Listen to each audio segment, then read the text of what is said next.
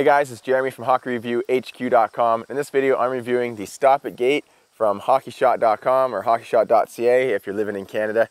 So this gate is a multi-purpose gate, so it's not just for hockey players or hockey parents. It's really useful for a lot of different situations.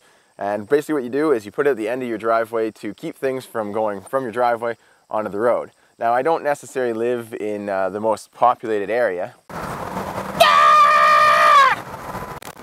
LOL, BRB. Oh. But every street has its crazy drivers. Let's crack open this box and see what we get. Inside the box, we have the Stop It gate in this handy little carrying bag, which is pretty nice if you're gonna set it up and then take it apart and put it back in your garage each time. Here we go, have the Stop It gate out of the bag. Looks like no assembly required, which is pretty awesome. I like that. Pretty much just set it up. Also, no instructions included, which shouldn't be a problem for me. I'll tinker with it a little bit. One thing to note, this handy carrying bag that I just mentioned did end up getting a rip in it right off the start. So be careful with the carrying bag. I'll get some duct tape and fix that up or something. Anyways, so I'll start tinkering with this. So all you need is a pair of scissors, snip off these little ties, and let's get this thing unwrapped. Looks like I got it figured out. It wasn't too hard. So the gate comes with these two stakes that you pound into the ground, and these are nice, sturdy, solid steel. Pound them into the ground, and then they have these holes drilled through them. And then right here, we've got these pins. You gotta pull those pins out, put a stake in either side of your driveway, and then secure this onto each side.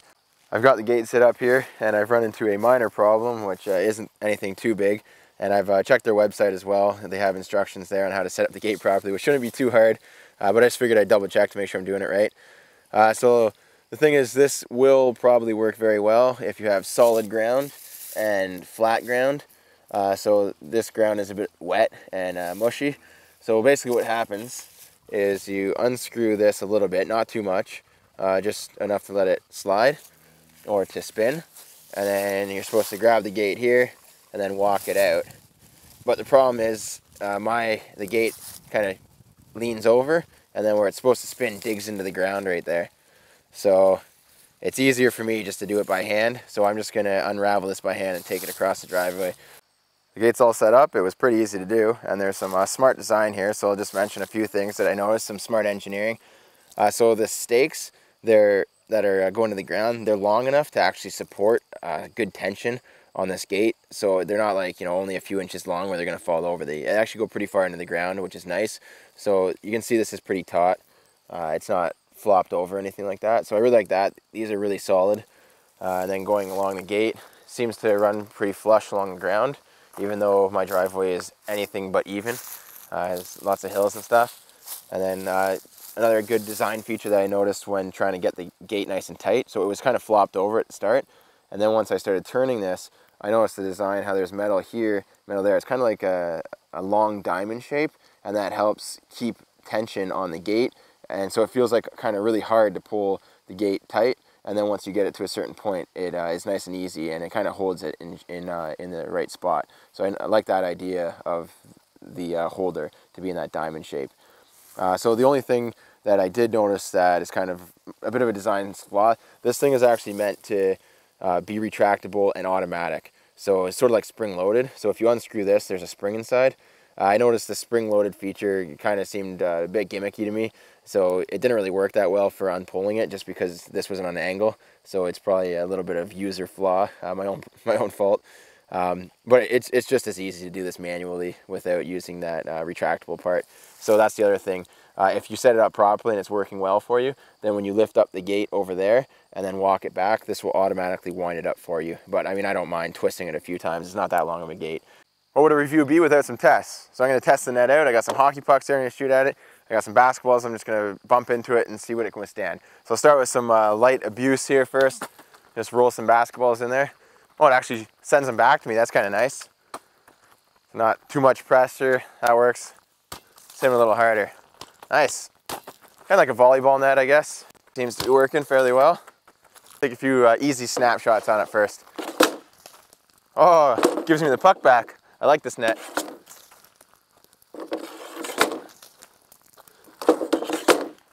Oh, gotta work on my aim. Looks like it does all right with snapshots. Seems to be getting a little bit looser on the top there, and that's probably because of this side. I put it into pretty much wet ground, so it looks like it's slanting a little bit in. So let's take a few slap shots on it and see what happens. I hit it a couple times with the hard slap shots and probably lost about 5 over the top into the farmer's field. So let's take a look at the gate here, see how it's holding up.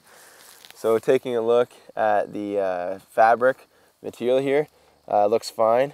And what's nice, it's got the double stitching right there, which usually the better quality products, they'll do the double stitching. The cheaper ones, they want to cut corners, they'll just do single stitching. So it looks like it's in pretty good shape right there, no problems, no tears, and it's really not supposed to take the abuse of slap shots anyways, so it's nice that it holds up to that for the time being anyways. It looks like it's sagging just a little bit in the middle here, just because I was hitting it pretty hard with the basketballs and the pucks.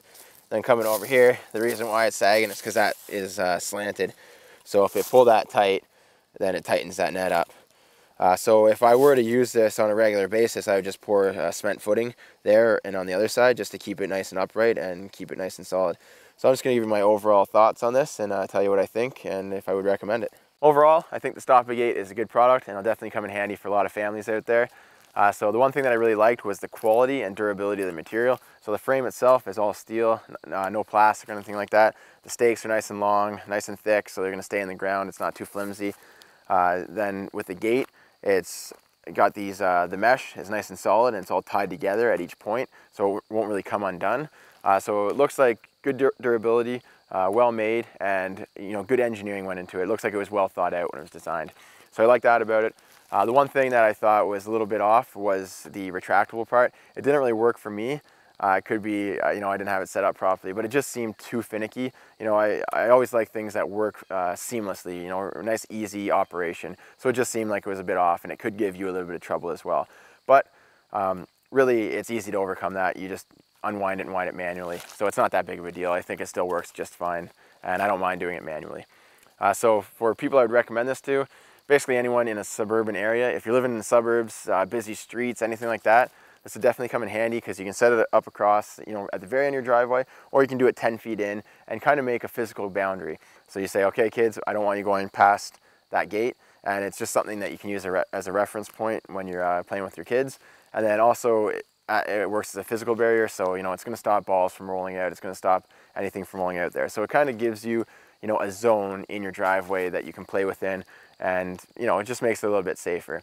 From a safety standpoint, I definitely see the benefit of using this because it'll prevent your kids from going out on the road as often, which is really nice. And then from a kid's point of view, I definitely see the benefit of this because it keeps everything on the driveway. When kids are playing, say the ball rolls down the driveway and onto the road, then they have to, go to the road, they have to stop, they have to look both ways, they have to go out and get the ball, then they have to run back onto the driveway and then start playing their game again. So their game has to pause, and if they do that 5 or 10 times within an hour, that's a lot of times where you have to stop playing. So with this on the driveway, it's just going to hit this and then they're going to pick it up and keep on playing. So it helps the kids play a lot more and they can use it as a boundary. So kind of like a wall, right? So anything that goes past the gate is out of bounds. So it's kind of a nice thing for the kids and also nice for the adults because of course it's a little bit safer. So that's my overall review of the Stop-A-Gate. I think it's a good product, definitely worth checking out. If you want to pick one out, check out hockeyshot.com. I've got the link in the video description and a coupon code that you guys can use. So use the coupon code, check out the Stop-A-Gate, and thanks a lot for watching the videos and the reviews, and I'll see you guys in the next video.